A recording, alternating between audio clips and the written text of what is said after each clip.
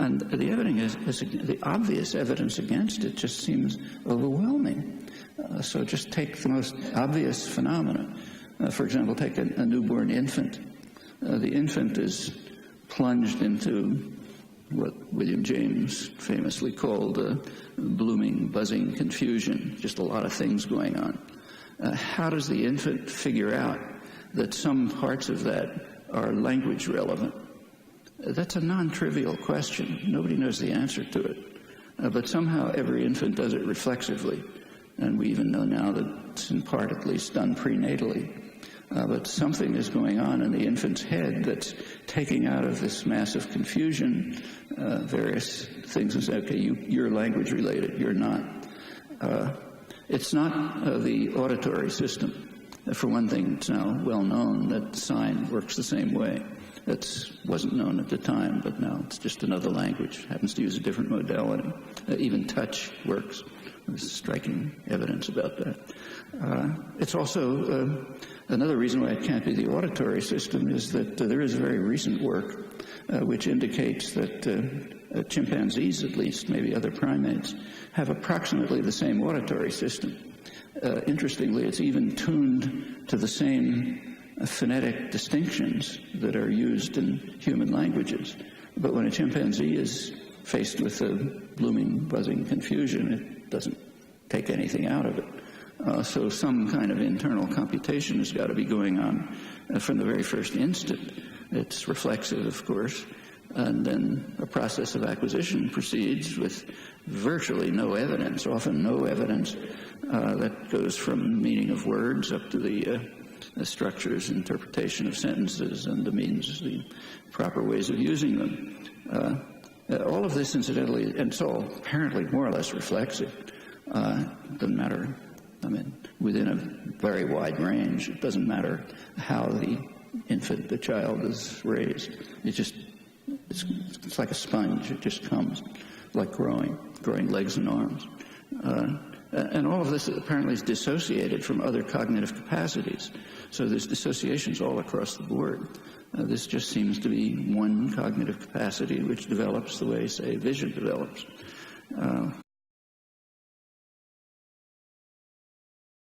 Well, about 60 years ago, a couple of people, a couple of students, in fact, graduate students at Harvard, I was one of them, began to raise some questions about this. So take Bloomfield's definition. The collection of language is a collection of sentences that can be spoken in a speech community. Well, if there's something to that, there has to be a way to characterize that set. Your brain is finite, so there has to be some finite procedure, some computational procedure that determines that set. The computational procedure has to determine, for each language, an infinite collection of structured expressions, each of which has a dual interpretation. It can be externalized in sound or in sign or in touch or some other way, and it can be interpreted by the other cognitive systems. What's its meaning? What does it entail? And so on and so forth. So an infinite, you have to have it's what's called a generative procedure, technically, a generative procedure that yields an infinite hierarchy of structured expressions with its dual interpretation. That actually is a way of capturing a very classical view, going back to Aristotle, and a perfectly common sense view, that language is sound with a meaning. We would nowadays say other modalities with a meaning, like, say, sign with a meaning. That sounds right. I'll question it in a moment. But this approach later has been called the generative enterprise.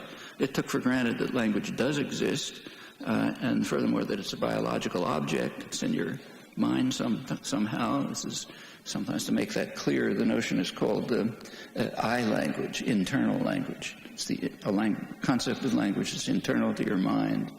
A particular individual, actually, the I also has a technical reference. The account of it is what's called intentional. Intentional with an S means you care about the actual mode of generation, not just the class of expressions generated. It's a crucial distinction. So that's what it is. That approach to language was later given a name which is now widely used by Massimo Piattelli, who's here, called it the biolinguistic approach, standard name.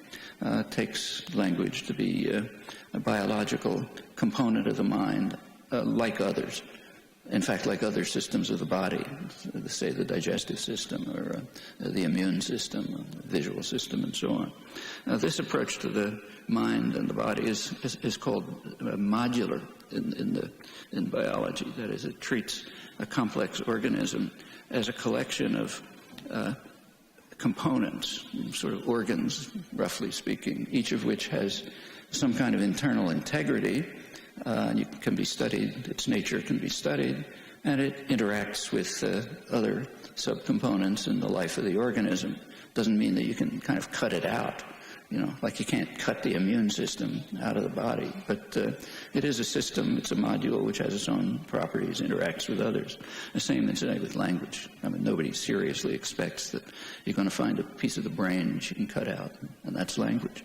But, different parts of the brain are involved in language in different ways, but that's a different matter.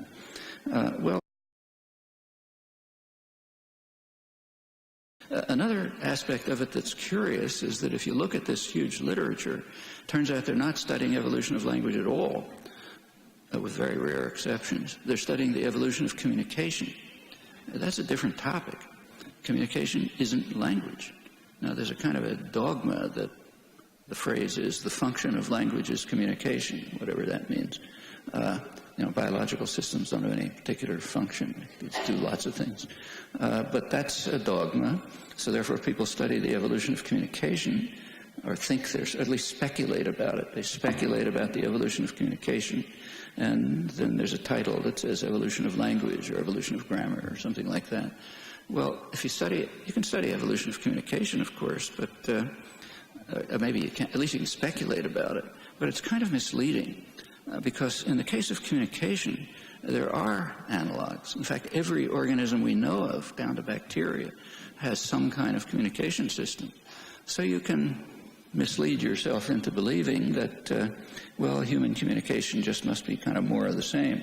That's especially true if you are kind of entranced by an old and long forgotten idea, or buried idea called the great chain of being, which was believed at one point that they're simple organisms like bacteria, and then they get more and more complex, and finally you get to us. We're at the top of the chain.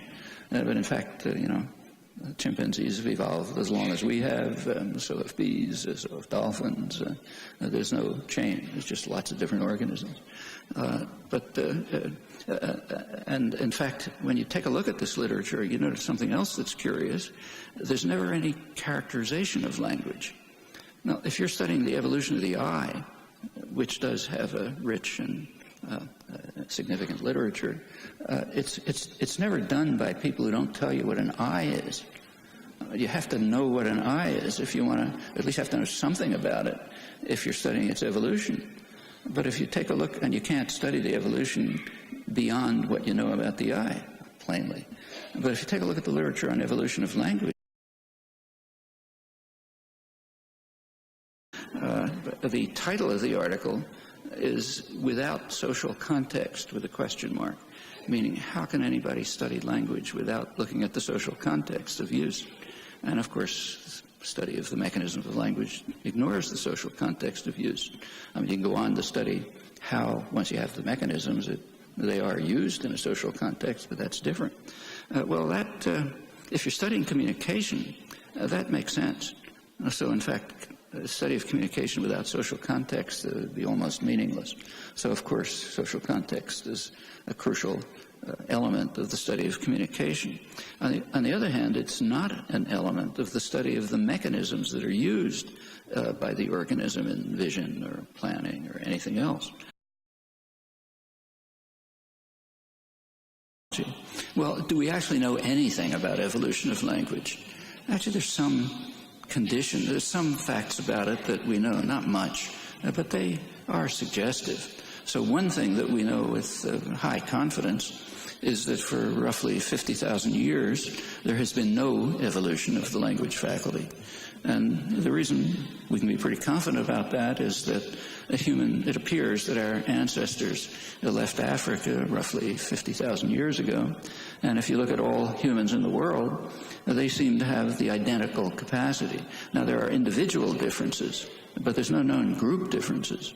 So, for example, if you take an infant from a tribe in the Amazon that hasn't had human contacts for, tens of thousands of years, if the child's brought, say, here, it'll speak just like any kid here, and conversely, which indicates that there just hasn't been any evolution of this capacity at all. Individual differences, of course, always appear to some extent. So that's one thing we can be pretty confident about. Something else that we can be reasonably confident about is that if you go, say, maybe 50,000 years before that, there's no evidence that language existed at all. Of course, we don't have tape recordings, but we have an archaeological record, and it appears that roughly in that very small window, you can double the numbers and nothing changes. It's a very small window from the point of view from an evolutionary point of view. There is a pretty sudden explosion of complex artifacts, many signs of innovation and creativity, symbolic representation, the representations of astronomical events, complex social structures, and so on. One well-known paleoanthropologist, Jared Diamond, calls it the Great Leap Forward. And it seems to have happened in a very, very suddenly from an evolutionary point of view, which means maybe over tens of thousands of years, that's very suggestive about the nature of language. It suggests that something happened at that point which yielded this creative capacity that we make use of in language. Recall that at the core of language, every language, is a generative procedure which has the general properties I mentioned. It yields infinite array of structured expressions with interpretations. And if this emerged suddenly, there's only one way known in which that could have happened. There had to be some kind of rewiring of the brain, maybe very small rewiring of the brain. So little's understood about the brain, you don't know. But some kind of rewiring of the brain which provided this capacity. Well, that can happen only after some mutation, maybe a mutation in regulatory genes, something else to be discovered. But whatever it was, that happened in a single person. So what's the explanation? Well, there is a far-reaching explanation that comes to mind. The explanation would be pretty much what I said about speculations about evolution. Order is part of externalization. The sensory motor system requires that you have order or some other arrangement. For example, sign doesn't use just linear order. It uses a lot of simultaneous things. Depending on the modality, you might have different arrangements, but there has to be some arrangement for the sensory motor system. On the other hand, there's no reason at all to believe that for a semantic interpretation, the order matters. I'll talk about that in a minute, but it is a reflex of the sensory motor system. So a plausible conclusion is that order just isn't there when the computations are being carried out.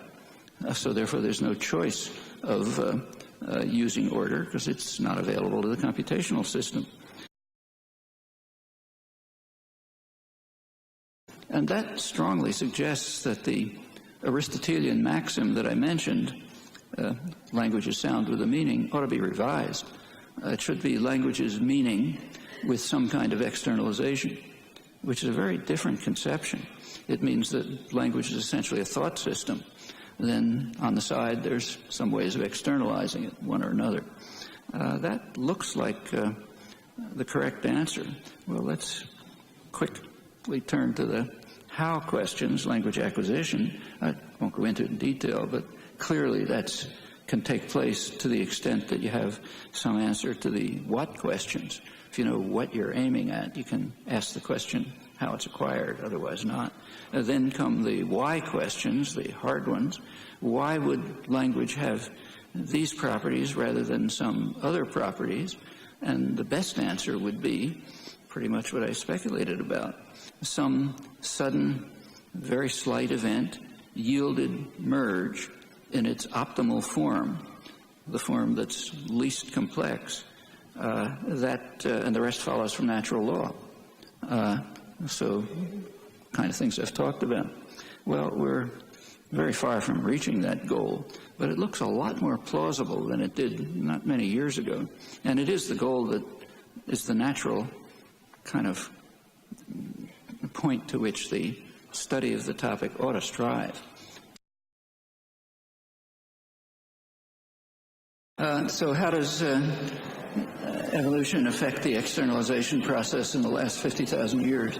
As far as we know, it doesn't. I mean, externalization changes all the time. It changes very rapidly in the history. That's historical linguistics. Historical linguistics is the study of how existing languages have changed through time. But if you take a look at it, it's almost entirely the study of externalization change. There is work on syntactic change, but very possibly, if that's reanalyzed properly, it may turn out that there isn't any syntactic change, that the things that are changing are either in the morphology or in the phonology. And if morphology and phonology are part of the externalization process, I wouldn't be surprised if that turns out. It's a big job. You have to, it's a goal. The goal would be to show that nothing changes except the externalization. We do know that the externalization changes enormously. That's why, you have the Tower of Babel. People can't understand each other. Whatever came out of Africa 50,000 years ago has gone in a lot of different directions. And that's not too surprising because every child has to solve a very hard cognitive problem. The problem is, first of all, the child isn't presented with a single language. Never. Even in the smallest community, there's always differences in the way people talk. Often, your aunt talks this way, your friends talk a different way, and so on. So the child the blooming, buzzing confusion is pretty confusing. And out of this, the child has to get from those noises or signs or whatever they are to something inside, which may be something like a snowflake. That is something which is just designed perfectly by the laws of nature, maybe laws of computational complexity. Now, we don't know that, It's just that the kind of evidence begins to point to that. But the effect, the result is that as far as we can detect, there is no evolution. Notice that historical change is not evolution. Evolution means genetic change, okay? And there's no reason to think that, say, tribes in Papua New Guinea or whatever have a different language capacity than you and I do. Again, there's individual differences, but that's a different matter. We're talking about group differences.